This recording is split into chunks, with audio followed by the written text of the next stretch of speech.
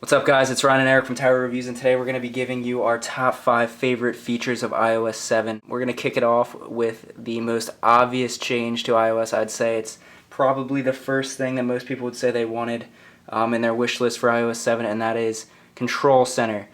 Gives you quick access to a bunch of different stuff that you're going to need.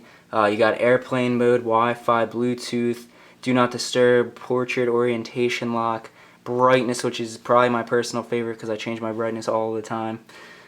We got music control, which we already had, but it's nice to see it in a new form. And it's actually playing iTunes Radio right now, so you can favorite it if you like. That's a nice little shortcut, and you can actually... Now you cannot scrub, it looks like, or at least not in this version. And you've got AirDrop down here. And then you've got some of my other favorite features down here, which is flashlight. No need for third-party flashlight apps anymore. You've got that nice shortcut. No more fumbling around at night trying to look through your folders for your flashlight. And you got some shortcuts to your clock app. And you got shortcuts to calculator and camera. One of the next top features that we're going to be going over is the camera. It's completely revitalized for iOS 7.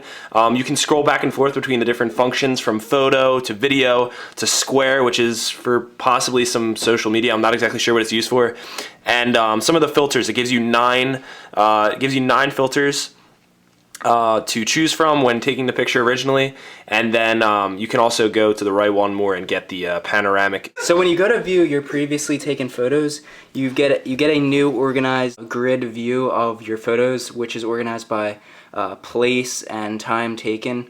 Right now it's not doing that because I just started taking pictures today on iOS 7, and you also have the ability to edit pictures pretty in depth. You can crop to your preferred resolution. You can touch up some stuff. You can add a film and various other features. I won't get too in-depth in that. So also revitalized completely for iOS 7. It's a little bit more involved. It has some smart technologies that are going to keep the apps running that you use and the times you use. So let's say you get up in the morning and you get up at 7:30 for work and you check Facebook every morning as you wake up. It helps you wake up. Your iPhone is going to remember that, and it's going to have Facebook updated and ready to go. And it's not going to update it at 3 in the morning or be using system memory or RAM and wasting battery at a time where it knows that you will not check Facebook. So that's going to be really good for hopefully battery life. And then obviously it's just a completely different look. Gone are the days of repeatedly tapping that absolutely minuscule little X button to get rid of the multitasking applications. You can just swipe up and say sayonara to what apps you don't want to use anymore. It's just more of a better visually pleasing way to browse through apps that you're using, and it also gives you a little taste of what you're going to be getting into when you go into the app, instead of just having a blind view, almost like a Windows 7 kind of thing where you scroll over it and it gives you a little preview of what you're about to multitask into. Alright, so the next feature, we are on to number 4, is Siri, which was completely overhauled. Adds a lot of functionality. I'm just going to go over a couple things that it can do. So let's go ahead and go into Siri. It's a whole new interface. It takes a while to load up in this particular version of iOS 7. It's loading right now. So they've integrated some new services such as Wikipedia, so Wolfram Alpha, which was there before. Something's broken. Something's brewing. Alright, so I said something's brewing apparently, and you get all these results, like pictures and just all kinds of information, different web searches, and overall that's pretty nice. And you've got some new system controls. So for example, lower my brightness. It's a little darker now. So as you can see, it pulls up your shortcut to settings, and you can change your brightness right here. Very nice. We're going to go ahead and put it around right there.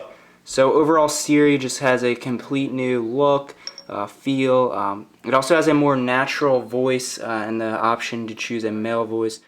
And so for the 5th and final favorite feature of iOS 7, we're going to be taking a look at just the overall aesthetic look of iOS 7. Just a cleaned up version of pretty much the previous operating systems with the same functionality, but just a smoother overall look. And as you can see here, we have the new layers technology that they are trying to implement. So the background kind of like moves with the gyroscope.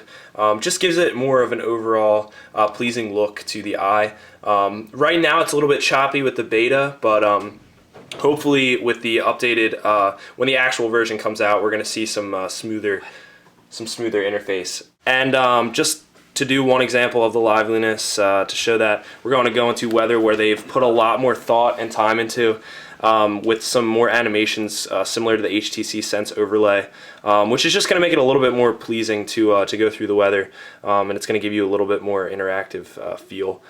Just Apple showing that they're ready to take some steps away from what it was when they first came out. Still not very different than the first iOS, but hey, they're trying. Thanks for watching.